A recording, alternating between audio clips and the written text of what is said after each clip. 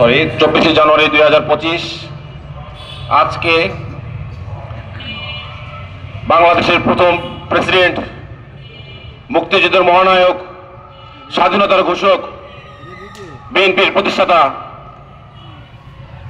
আমাদের প্রিয় নেতা জিয়া রহমান সাহেবের কনিষ্ঠ সন্তান, বাংলাদেশের তিনবারের সফল প্রধানমন্ত্রী, আমাদের প্রিয় নেত্রী, আপসহীন নেত্রী, দেশ নেত্রী খালেদা জিয়ার কনিষ্ঠ সন্তান, বাংলাদেশ জাতীয়তাবাদী দল বিএনপির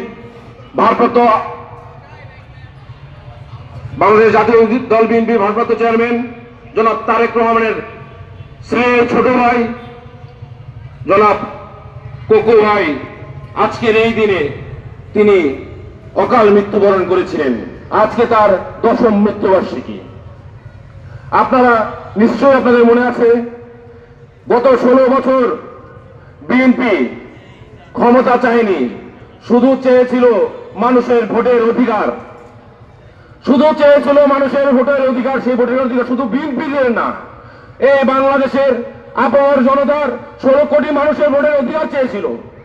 সেই ভোটের অধিকার চাওয়ার বিনিময়ে বিএনপির প্রতিটি নেতাকর্মী সহ বিএনপির উচ্চ পদস্থ এমনকি দেশনেত্রী বেগম খালেদা, একটু আগে আমাদের নেত্রী বলে গেলেন, তিনাকেও অন্ধকার কারাগারে রাখা হয়েছিল বিনা অপরাধে। তার এই ধারাবাহিকতায় আমাদের ভারপ্রাপ্ত চেয়ারম্যান তারেক রহমানকে অমানসিক শারীরিক নির্যাতন করে দেশ থেকে বাধ্য করেন এবং আরাফাত রহমান কোকো সেই মানসিক ও শারীরিক নির্যাতনের ফলে বিদেশের মাটিতে অকাল মৃত্যুবরণ করেন। কাফরুল থানা বিএনপির পক্ষ থেকে জনাব আরাফাত রহমান কোকো ভাইয়ের বিদেয় আত্মার মাগফিরাত কামনা করছি।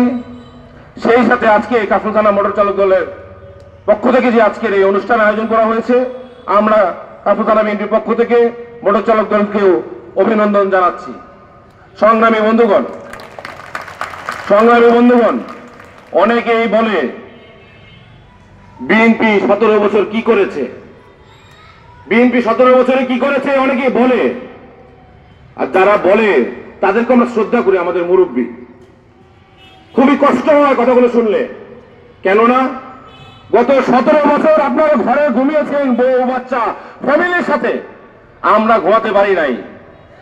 আমরা গত 17 বছরে এতটুকুই করেছি, এই খুনি ফ্যাসিস্টের সামনে থেকে গুম হওয়ার আশঙ্কা আছে জেনেও, গুলি খেয়ে মারা যাবো আশঙ্কা আছে জেনেও আমরা রাজপথে প্রতিবাদ করেছি। আমরা এতটুকু করেছি। আমরা কি করেছি? 59টা মামলা আমার নামে। এরকম আমাদের তৃণমূল পর্যায়ে থেকে শুরু করুন, আমাদের সেন্ট্রাল নেতাদের এমন কোন নেতৃবৃন্দের নামে নাই 10 থেকে 50টা 100 200 মামলা না আছে।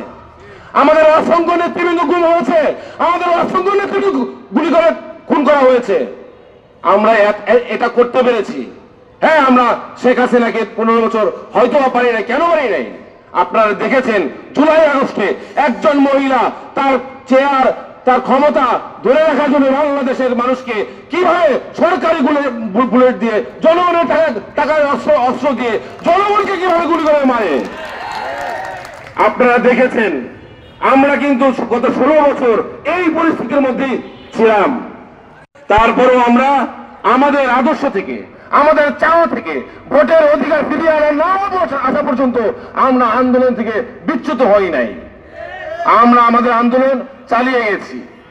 সংগ্রামী বন্ধুগণ, আমাদের মাঝে আজকের এই অনুষ্ঠানে যিনি প্রধান অতিথি হিসেবে আছেন, বাংলাদেশ জাতীয়তাবাদী দল বিএনপির কেন্দ্রীয় কমিটির সদস্য ও দপ্তরে সংযুক্ত, বিশেষ করে কাফরু অঞ্চলের আমাদের বিএনপি অঙ্গ সংগঠনের প্রাণপ্রিয় নেতা, যিনি সবসময় আমাদের খোঁজ খবর রাখেন।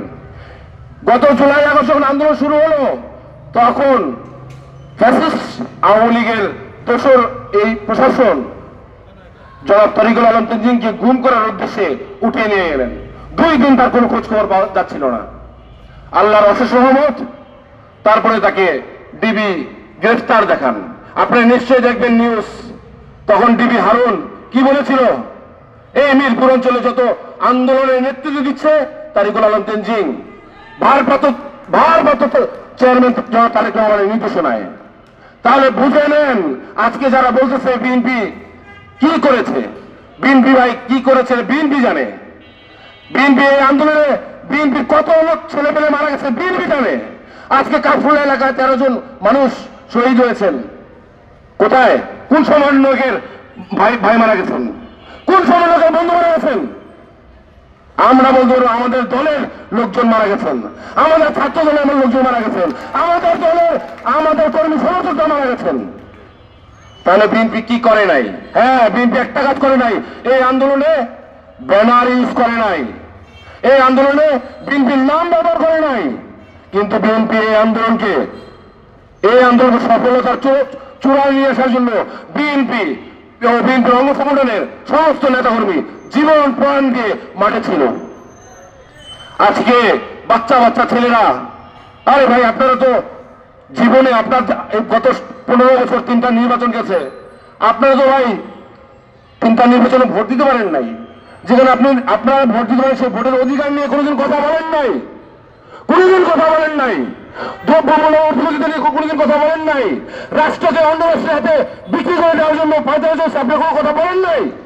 আপনারা বলেছেন কি কোটা, মানে চাকরিতে আপনি বিশেষ ক্যাডার হবেন, ভালো চাকরি করবেন, ভালো পদে থাকবেন, সেইখানে আপনার কোটা আপনার জন্য সমস্যা। সেই কোটা সংস্কার করার জন্য আপনারা আন্দোলন শুরু করেছেন। আপনারা দেশের গণতন্ত্র ফিরিয়ে আনার জন্য আন্দোলন করেন নাই, আপনারা দেশের মানুষের জন্য আন্দোলন করেন নাই, আপনারা কোটা বাতিলের জন্য আন্দোলন করেছেন। আজকে আপনারা সেই জায়গা থেকে যখন আপনাদেরকে সম্মান দেওয়া হলো, আজকে আপনারা বয়োজ্যেষ্ঠ বাংলাদেশের সবচেয়ে প্রবীণ নেতা এবং সজ্জনিক ব্যক্তিত্ব বাংলাদেশের জাতীয়তাবাদী দল বিএনপির মহাসচিব যারা মির্জা ফখরুল ইসলাম আলমগীর সাহেবকে নিয়ে আপনারা কথা বলেন। আপনাদের স্পর্ধা হবে লোক, আপনাদের স্পর্ধা হবে। কয়েকদিন জেল খেটেছেন রাজনীতির জন্য, কয়েকটা মামলা খেয়েছেন রাজনীতির জন্য।